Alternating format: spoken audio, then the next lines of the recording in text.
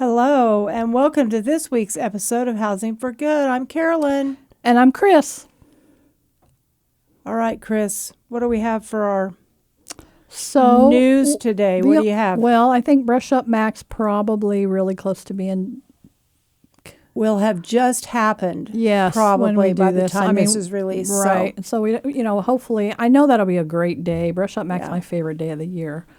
So that's okay. So let's start over. Let's just say, "Ooh, Brush Up Mac just happened! Oh yay! And it was amazing, and we got so much work done. We had 500 people show up, and we helped 50 families, and that's how that'll that goes. be our story. That's that's how we're gonna go with it. Okay, so seriously. And then what do you have for news? April 23rd and 24th, they're going to put on what's called the Summit. Mm-hmm. And that is put on by Kansas Homeless. Homeless, yes. Okay, and that's a really good day, by the way. If you want to sign up for that, I think you can go to their website and sign up.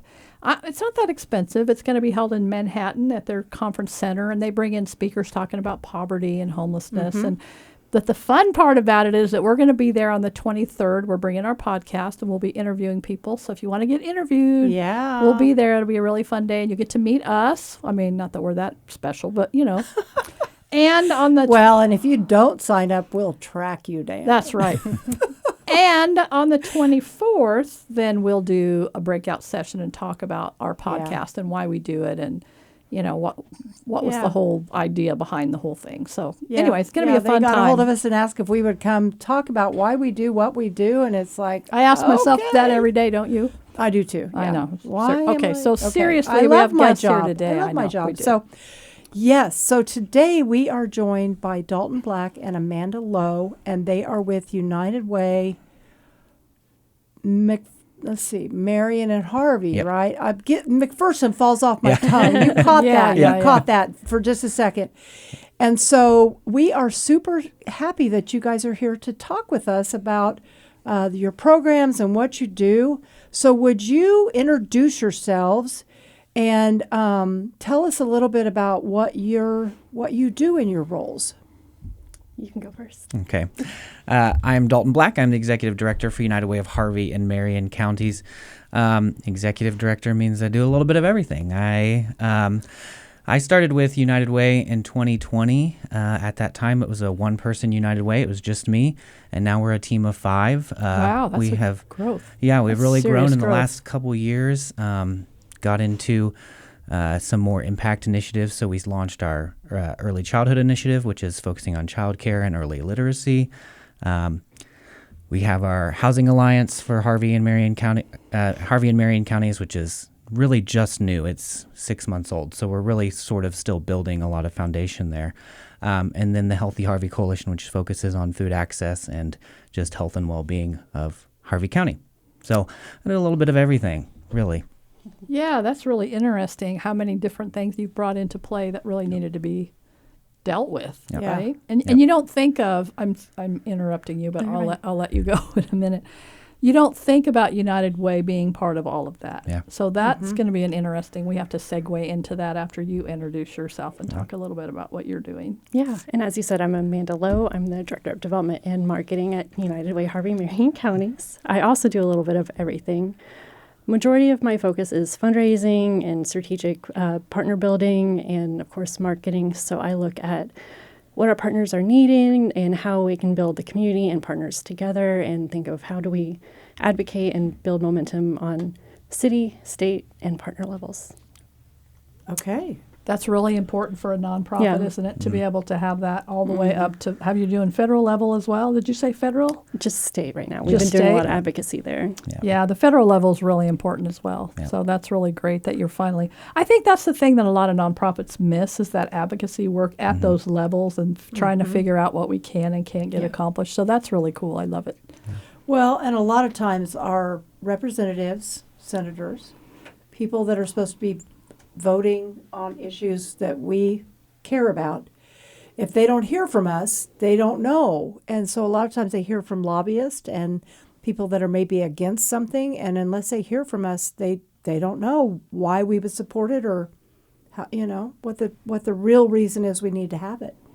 So what is your community engagement? I'm curious as you talk about each one of those programs. What is community engagement for each of you? How do you do that? Yeah, community engagement is really shared among our whole staff. It's not uncommon for us to have at least one, sometimes two of us at any given community event to make sure that we're there, we're present, we're being seen as integral part of the community. So there are a lot of coalitions and other things in the community that we're not necessarily as involved with, but we want to be there to know, so that folks know that United Way, the Housing Alliance, the Healthy Harvey Coalition, the Early Childhood Initiative are all here backing you and looking for ways for us to partner. So they're separate then, the United Way, and then these other things are separate, and then you're connected to them, but you're not necessarily. It's not necessary. I'm trying to make sure this is clear, because people get us confused with everybody else all the time, and so I want to make sure. So even though you're United Way, you're partnering with these other entities, and not necessarily they're not. Yeah. So we are more of like the backbone of those groups. So we serve as the fiscal manager for any incoming funds for them, but we staff the person that sort of is in charge of making sure those coalitions come together. But the goals and what happens within those groups are really driven by the coalition task force members.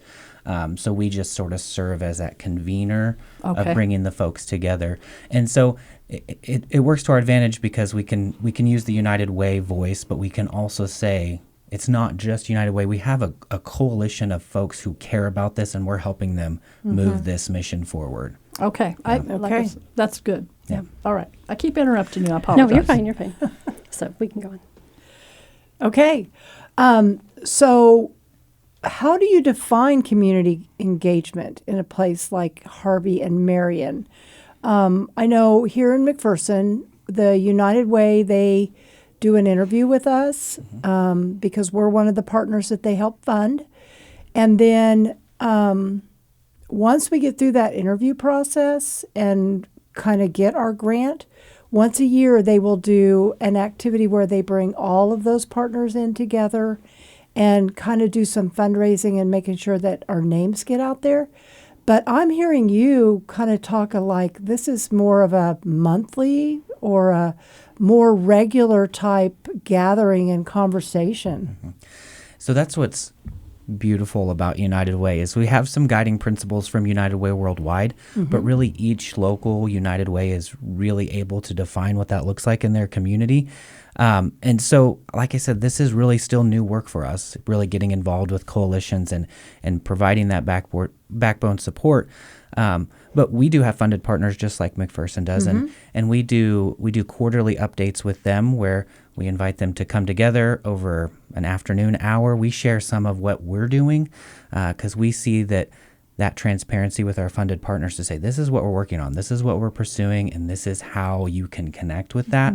And then for them to share, like, here's the struggles we're having. Is there anything you can do to help us? And sometimes that is as easy as, we have an event coming up. Can you help us promote it? Absolutely. We'll share it out to our network. And sometimes it's a little bit more like, I'm running into an issue where I have some volunteers that maybe I need to switch to a different. And so we're strategically thinking with them, how do we help them be more well-rounded organizations as well? Because when we rise, we all rise together, right? So how can we help them fulfill their missions even if it doesn't really necessarily involve us?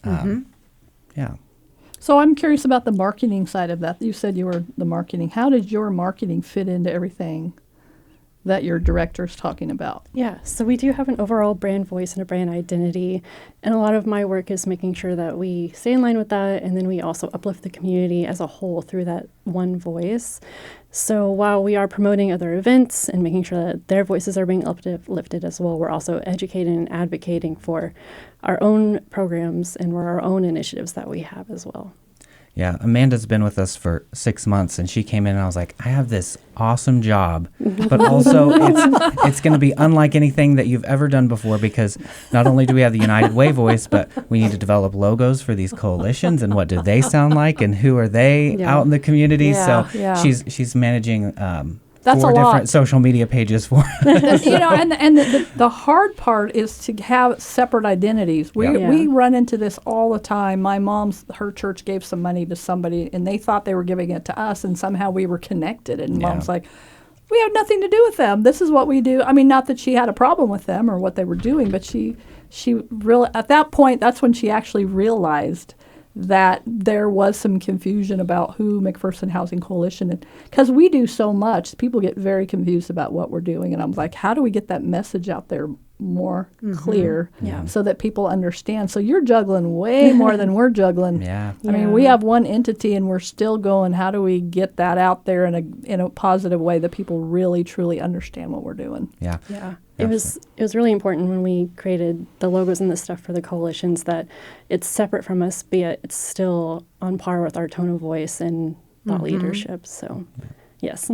Oh, wow. Okay, I don't envy her job at all. Me neither. So what are you hearing from the communities right now about what are people concerned about? That's a big question. So kind of back to Amanda's conversation about thought leadership, something we're really trying to make sure that we're being good stewards of is all the information that comes to us, the data that comes to us. One thing we're working on building out for our communities right now is a community conditions dashboard. So we know a lot of organizations are doing their own studies, their own sort of niche data collecting, and we get that through the coalition, through our engagement with the community. How do we collect that and we reflect it back out to the broader community, but also to our decision makers of this is the reality, and needs are complex and they're often stacked. It's not just one thing. It's not just a housing issue. Sometimes it's housing and childcare and access to healthy food all in one situation. So we've heard a lot about housing. I think our housing coalition, Housing Alliance, is about 6 months old, and it is just blossoming with folks that are really excited about how do we tackle the lack of housing in our community and the lack of lowercase affordable housing, not the affordable housing with a capital A, but just like what is naturally affordable in our community. So that I think really has some traction, at least in Harvey County. We're still working on and growing that alliance further into Marion County, but in Newton and Harvey County, it's a top conversation for us. Housing affects everybody, and but it's difficult. Developing housing, we've been around for 18 years, and that's always been our thing. Now we've got all these other pieces that go with it. But housing is so hard to try to develop, to try to figure out, if I'm going to build this, how do I make it affordable? How do I cash flow the thing? Because if you're doing rentals, you got to make sure you're making a little bit of money, or you can't pay for the person who maintains it and all that kind of stuff. So it is tricky, but I'm glad to hear that Harvey is doing that and then eventually moving into Marion. I mean, sometimes you have to figure it out in a smaller space and then move your model. That's what we've done is we have this model, and what we're getting ready to do some workforce housing in Lindsborg, Marquette, and Inman, and trying to build those for under $200,000 for first-time home buyers. And so we started there because it made sense to us. They had less rules, I guess you want to say, so we could figure out how do we make this work, how do we make this affordable, and then get it all the way across McPherson County in every single community. That's our goal, is to build that workforce housing. We're known for the tiny homes, which is our congregate shelter, non-congregate shelter, but we're not necessarily known for this other piece. But at heart, we're developers. That's really what we want to do, is to develop that housing. Because quite honestly, if we can start there, we're going to fix a lot of other things. Yeah. Go ahead. It's also a lot of advocacy too for housing, and not just looking at building houses and the cost and how do we lower rent or mortgage rates. It's advocacy as in current policies that need to be changed. Dalton was just at the Capitol. Not at the Capitol. Yeah. He testified in front of one of the committees about eviction rates and how do we expunge. I love that expungement. Did that go through? I hadn't seen anything on that. I haven't seen an update, but I have an email in my inbox that says update, and I just haven't read it. I know. Wasn't that? I know. I think I have the same email that I haven't looked at either. But did you find? I'm totally diverting again. But did you find testifying a little bit scary? I didn't enjoy it. Yeah. I did it. I did it over WebEx, and I was reading from my script very quickly. I thought I was all ready and I was confident, because we do a lot of public speaking, and they're scary. Okay, I know if they're listening to this, you guys are scary. It didn't help that both of our area both of our senators were the chair and the vice chair, so I was like really talking to my people Oh here. my gosh, yes. Yeah, I know, right? Forget So, the rest yeah. of you. And then they ask you a question. Somebody asked me a question about some political stuff, and I try really hard to stay neutral so I don't Yeah. sway them. And she asked me a question. Was I going to lie? So I Yeah. told her what I thought, and I was like, I hope this doesn't blow this out the water.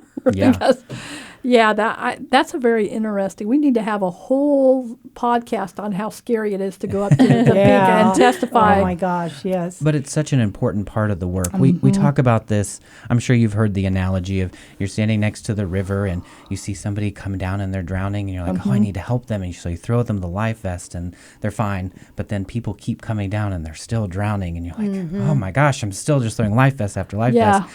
But we got to work upstream and Yes. say, oh, the bridge is broken. People are falling in. Let's repair the bridge. Yes. And that's where we see, like, we still do the throwing the life vest work, but we also have to do the advocacy to say, let's change the systems Yeah. Yeah. that are causing this to happen in our community. So Yeah. it's really become an important part of what we do.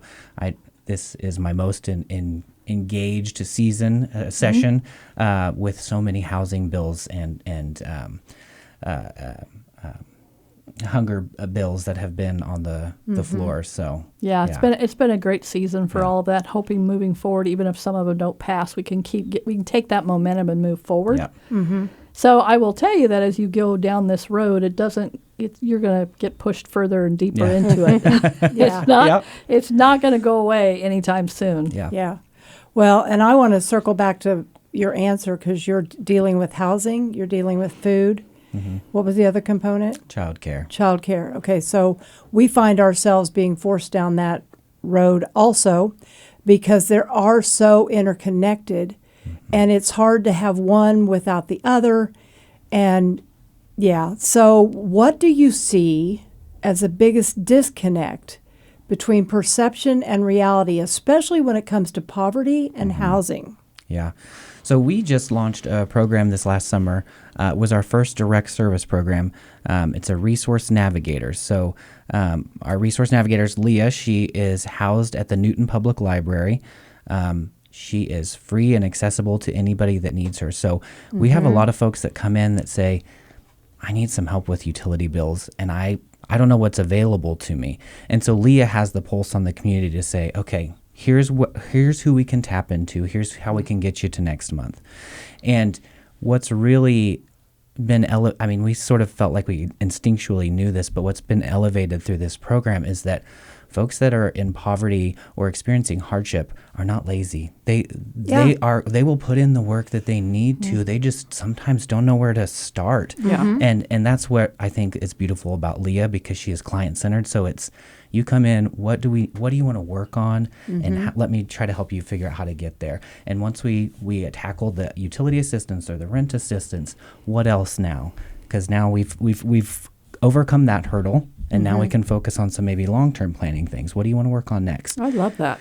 Yeah, it's been So that's almost like case management a little tiny bit. Yeah. So if I come in and I need some help, Yeah. are you going to send me to these places, or are you calling them and saying, hey, I have this person here. What does this look Yeah. like? Because we find with our clients, a lot of times with the nonprofits, they send everybody on this thing all around, everywhere. They're running around trying to find all these pieces. Well, have you called that? Have you done this? How does she do that? Yeah, it's a mix of all of that.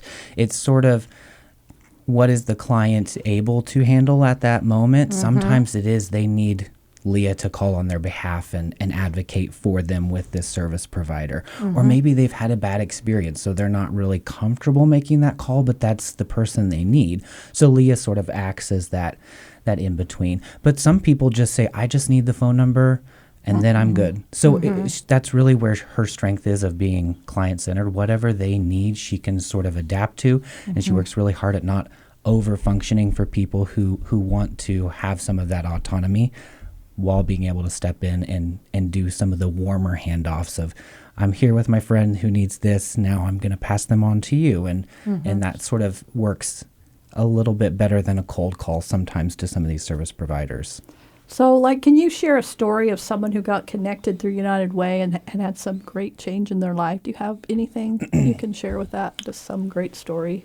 everybody has stories, but sometimes at your level, maybe not as much as Leah would have, obviously. Yeah. And that's what's challenging about some of the client. I mean, we all live and work in smaller communities in our state, and so we have to be very careful about the stories that we tell.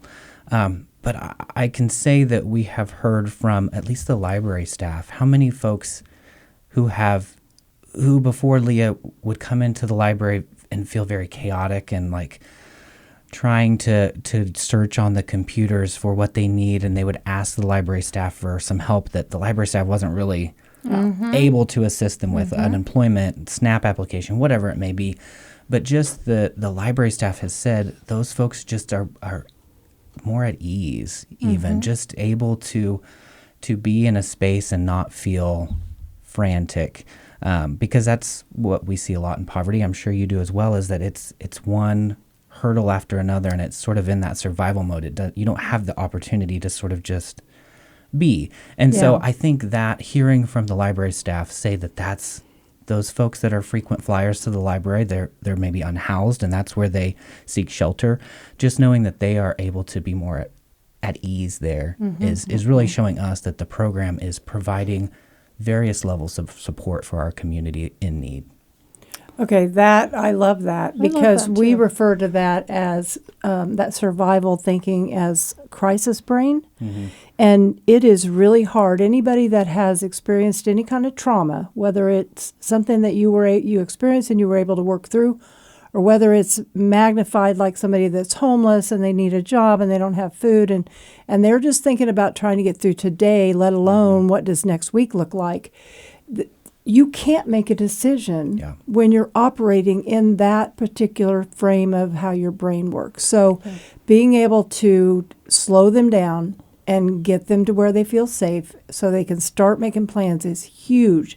So I love that Leah gets the opportunity to do that. And So her program has flourished so much that we've had to expand her program, and we now have a student intern working with her, Isaiah, and together they've just taken off and have created new ways to reach people. So that's awesome. Yeah. So speaking of that, do you have volunteer staff as well? I mean, you're talking about an intern, and how does that work? How does somebody get involved with United Way? How would they be able to contact you or to be able to work within your organization? What does that look like? Yeah, I think we have various levels of volunteer engagement that we could provide. We do have Isaiah as a student intern. We're looking to add another student intern for Amanda's department to sort of help with some of the social media and graphic stuff. But really, we take people where they're at. So if they are interested in just some light clerical stuff, we can make that happen. If they're interested in some bigger projects, right now we have a volunteer that's helping me get ready for the audit, which is the not fun part of my job, but just organizing some of that paperwork for me, and she does that really well.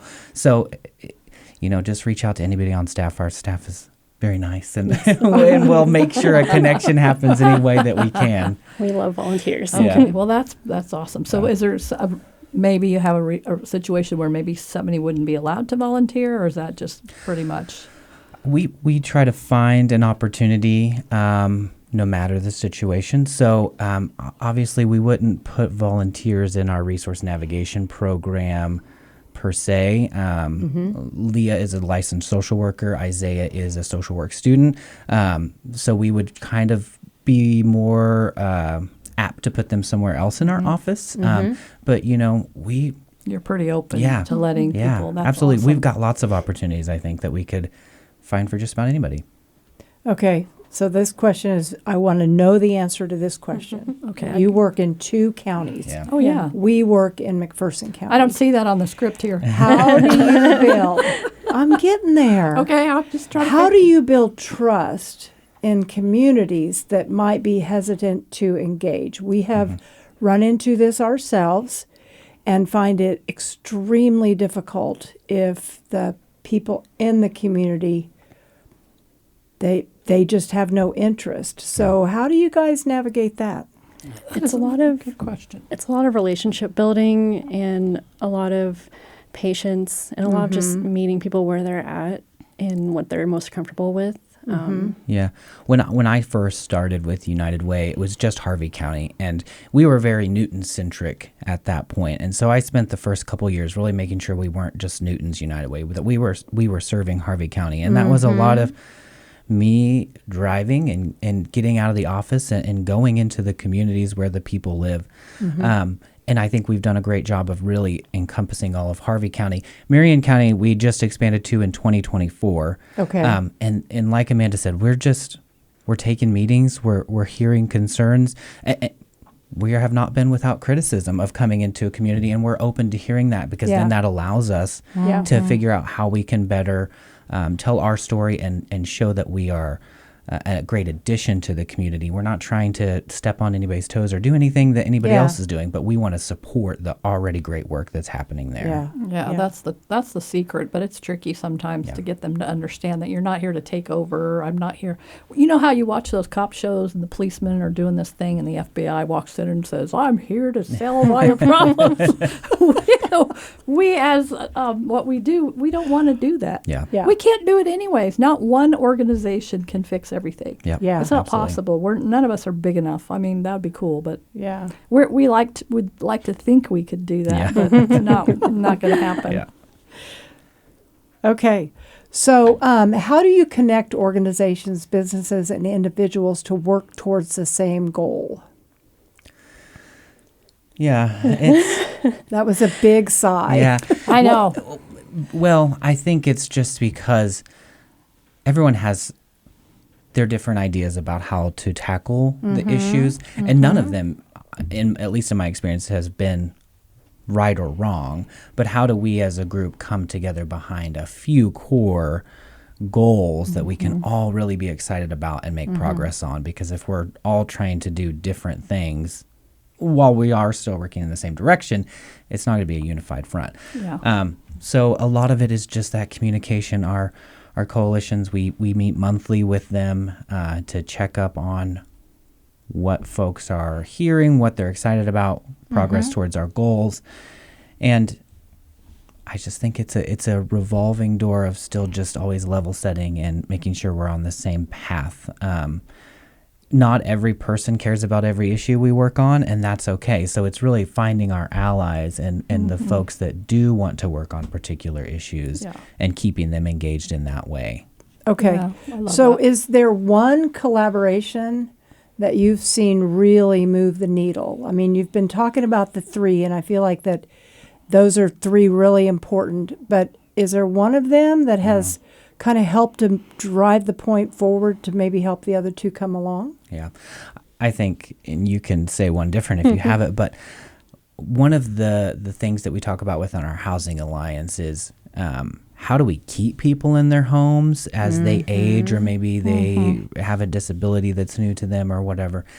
And that seems to be one that our community has really jumped on. We have a lot of handy people, a couple of churches that have congregations that are really excited about how do we to mobilize our skill set to do this work. And I think as soon as we get the first grant, we have folks that are ready to dive in and help people build wheelchair ramps, widen doors, fix some windows, just some simple things that would allow them to stay in their home. That, to me, has felt really encouraging, because the Housing Alliance is only 6 months. We're only 6 months in, and that it feels like we are right on the brink of actually being able to do something. And that's funny, because when the Housing Coalition started, that was one of our very first projects, was Brush Up Mac, which is exactly what you're talking about. We self-fund. We get a little bit of money from, I think United Way here gives us some money from Brush Up Mac and different things, but it's mostly self-funded, but people love it. We have churches coming in. We have kids from the colleges.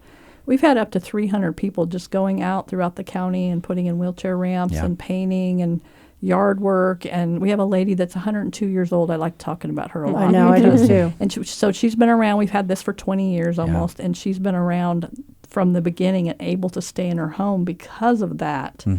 So I love that you're moving forward. Sometimes with a housing situation, you have to start small, figure it out, and then slowly move forward. And some people move faster than us, maybe, but So I love that. I love that a lot, and I love how you guys are coordinating with other groups. Sometimes it feels like there's some working with cross purposes and people are trying to do the same thing as somebody else and you're like, why are you doing that? We're doing that. That doesn't make sense. Because then you separate funding and you start making people get upset with one another. And so I love how you guys are coordinating that so that people are coming together and not working at cross purposes, which really can make things more difficult. Yeah, absolutely. Yeah, I think that it's a good example of folks who have the volunteer capability, but also have skill that not all of us have, that they can really put to good use in that way.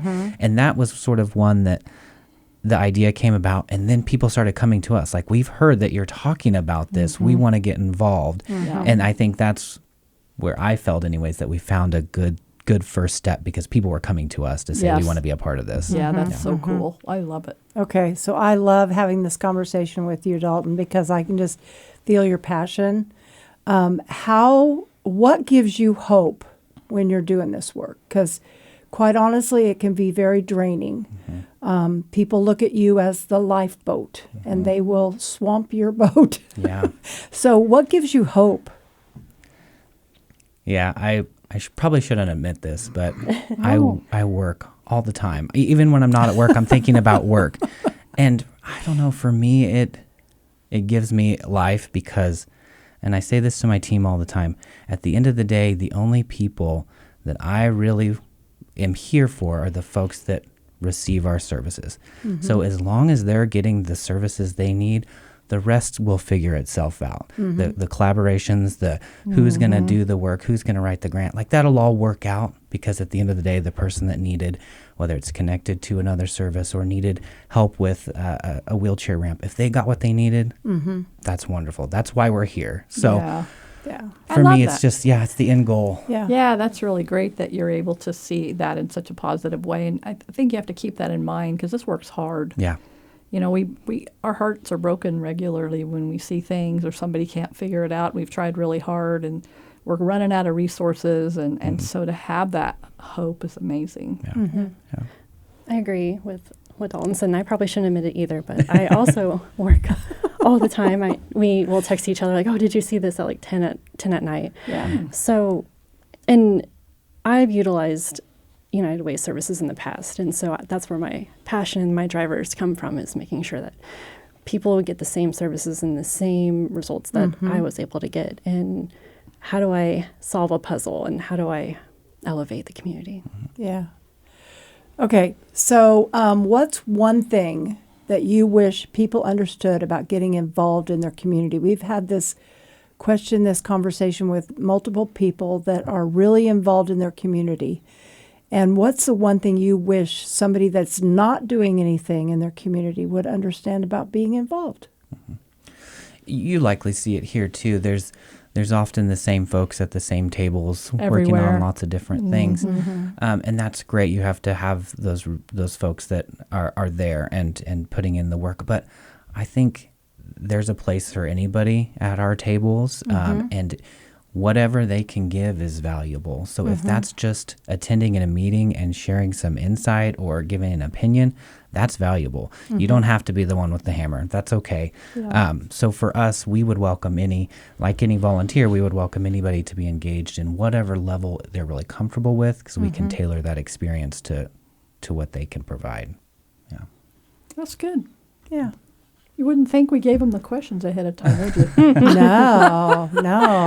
They're just got these answers I know. rolling on. Well, what I love the most about this is every time we interview somebody, most of the time, not always, you can feel the passion. And that's what drives the work, quite honestly, because it's exhausting, it's heartbreaking, and a lot of these things go along with it. But then at the end of the day, like you said, if we can help the grandma or the single mom or whoever is struggling to find some stability and move on and make sure that her kids have food, that's what can't even talk. That's what we're here for at the end of the day, to make sure that these people get what they really need. Yeah. Well, and I think every time you help one person, you just improved stuff in your community. You made a difference in the overall community by just helping that one person. All right, guys, so here's a question that Chris likes to ask all the time, and I didn't send it to you ahead of time, but if you had unlimited money, unlimited resources, what is the dream? Oh, man. I love it. Now they got to think. No more scripting. You got to think about this. What's a dream? Free childcare. Yeah. Oh, I Yeah. love that. Yeah. That's awesome. Yeah. And Okay. a huge problem. That's a good one. I love it. Yeah, that Okay. is. This Okay. has been a great interview, hasn't it? It has been. Okay. All right. Well, if you would be interested in being on Housing for Good, or you know somebody that would be a great guest, drop us a line, leave us a review, ask us a question. Yeah, please ask us a question. Any question. housingforgood@mcphersonhc.org. Thank you for listening. And have a great day.